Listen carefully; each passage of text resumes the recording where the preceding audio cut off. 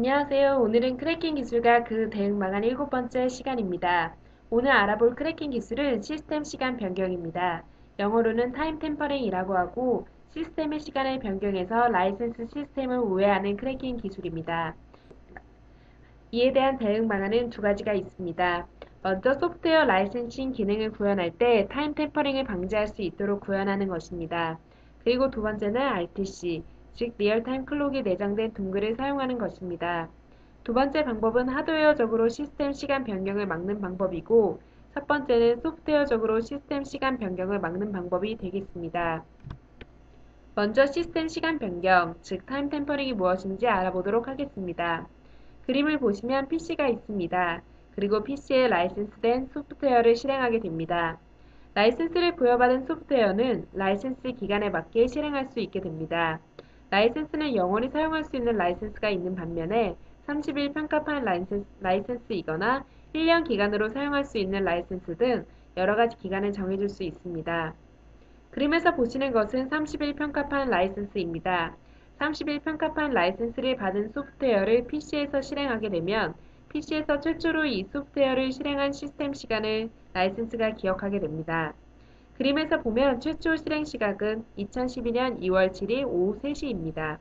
최초 실행을 2월 7일에 했기 때문에 30일이 경과한 시점인 2012년 3월 7일 오후 3시에 이 라이센스는 만료되게 됩니다. 따라서 사용자는 이 소프트웨어를 2월 7일부터 3월 7일까지 30일 동안만 사용을 하고 연구 라이센스가 필요한 경우에는 연구 라이센스를 구매하게 됩니다. 하지만 30일 라이센스가 부여된 소프트웨어를 시스템 시간 변경이라는 기법을 사용하여 30일 라이센스를 무력화시킬 수 있습니다. 그 방법은 상당히 간단합니다. 먼저 라이센스를 부여받은 소프트웨어 실행을 하고 그러면 최초 실행 시간은 2012년 2월 7일 오후 3시가 되는데요. 이 경우에 간단하게 구현된 라이센싱 시스템에서는 단순하게 시스템 시간이 2012년 3월 7일, 즉 30일이 지났는지 여부만 확인하게 됩니다. 이때 악의적인 의도를 가진 사용자가 시스템 시각을 뒤로 돌려놓을 경우에 이 그림에서 보면 시스템 시각을 2000년 2월 7일로 바꿔놓은 것을 알 수 있습니다.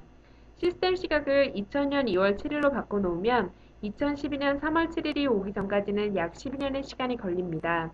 따라서 이 소프트웨어를 30일만 실행할 수 있는 것이 아니라 12년이란 시간 동안 계속 사용할 수 있게 되는 것입니다.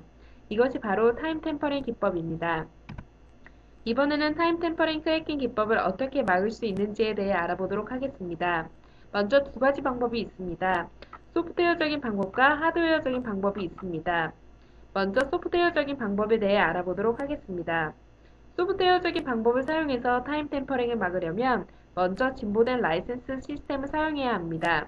진보된 라이센스 시스템은 단순하게 30일만 확인하는 30일 라이센스를 부여하고 30일이 지났는지만 확인하는 것이 아니라 하드디스크에 숨겨진 영역의 최초 실행 시각을 저장합니다.